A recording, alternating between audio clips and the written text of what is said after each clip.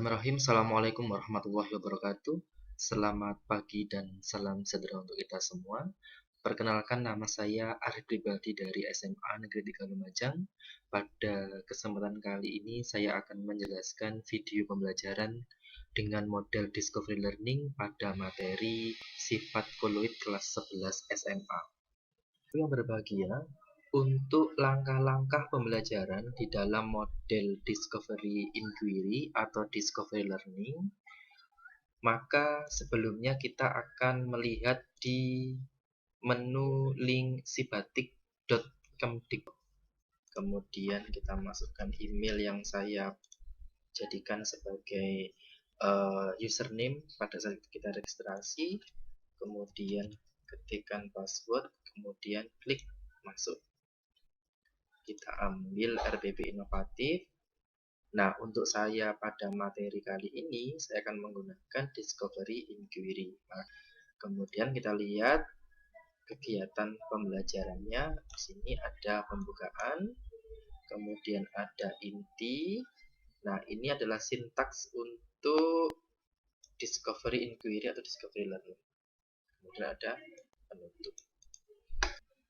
Kemudian perangkat apa yang saya siapkan untuk KBN online? Ada dua, yaitu perangkat keras dan perangkat lunak dalam bentuk aplikasi online.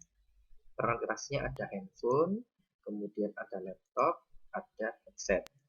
Untuk aplikasi online yang saya gunakan adalah WhatsApp. Ini saya gunakan untuk diskusi dengan siswa. Kemudian Google Classroom ini saya gunakan untuk absensi online dan penugasan. Kemudian MS Word ini untuk pengerjaan lembar kerja atau LK. Sementara sumber belajar yang saya gunakan adalah Rumah Belajar Kemdikbud.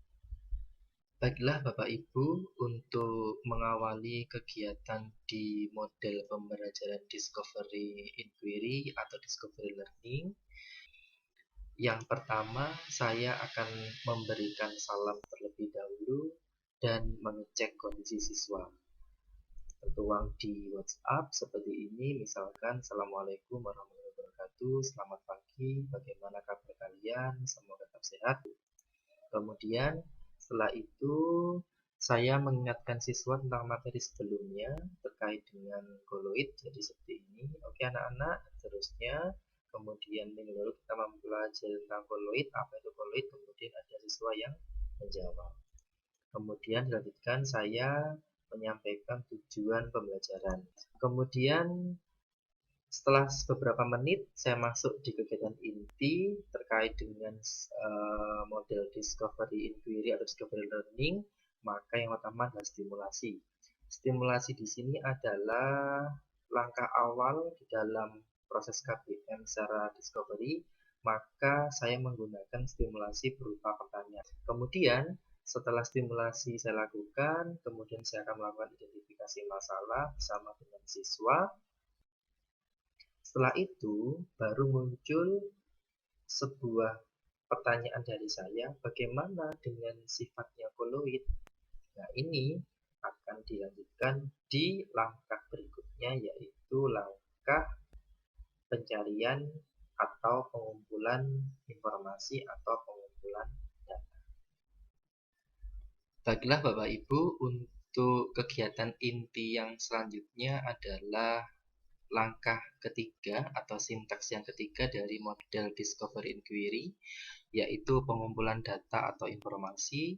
Maka siswa saya coba untuk membuka buku paket di halaman 244 sampai 245. Itu bagi mereka yang punya buku paketnya, atau bisa juga mengakses portal Rumah Belajar dari Kemdikbud. Dari sini sudah muncul daftar konten sumber belajarnya, ada 9 terkait dengan materi saya, yaitu sifat koloid. Maka ini saya klik. Nah, setelah itu siswa saya minta untuk membaca, kemudian melihat tujuan atau indikator, kemudian uraian. Nah, di sini juga mereka bisa melihat simulasi terkait dengan efek Tyndall yang akan kita bahas di pertemuan ini. Nah, seperti ini. Kemudian kita pause. Nah, setelah mereka membaca buku, kemudian berliterasi di rumah belajar, Maka data sudah terkumpul, kemudian kita lanjut ke pengolahan data. Dari sini siswa diminta untuk mendownload LK Koloid 3 di Google Classroom. Bisa saya tunjukkan di sini Google Classroom-nya. Kemudian siswa diminta untuk mencetak LK-nya. Nah, di sini ini sudah berbasis inquiry terbimbing. Kemudian sifat koloid. Nah, seperti ini. Ada LK-nya. Hanya ada dua yang dikerjakan, yaitu tentang efek tindal. Yang ini tugas pertama, efek tindal. Kemudian yang kedua yaitu koagulasi. Setelah mendownload, kemudian mereka melakukan praktikum tentang sifat koloid, dilakukan di rumah dengan bahan yang ada. Setelah melakukan praktikum, maka siswa menjawab pertanyaan berdasarkan data hasil percobaan yang dilakukan, dan pertanyaan itu ada di LK yang sudah di-download tadi. Itu untuk pengumpulan data dan pengolahan data. Kemudian memasuki tahap yang kelima, yaitu verifikasi. Nah, di sini saya meminta siswa untuk mengumpulkan foto atau dokumentasi pada saat praktikum tentang sifat koloid, dan juga mereka mengumpulkan LK Koloid 3 yang ada di Google Classroom. Semua verifikasi ini mereka kumpulkan di Google Classroom. Saya ambil contoh. Sini punya siswa yang namanya Lucy. Nah, ini tugas praktikumnya sifat koloid. Kemudian ada foto sebagai dokumentasinya. Nah, di sini dia melakukan praktikum. Kemudian foto yang kedua.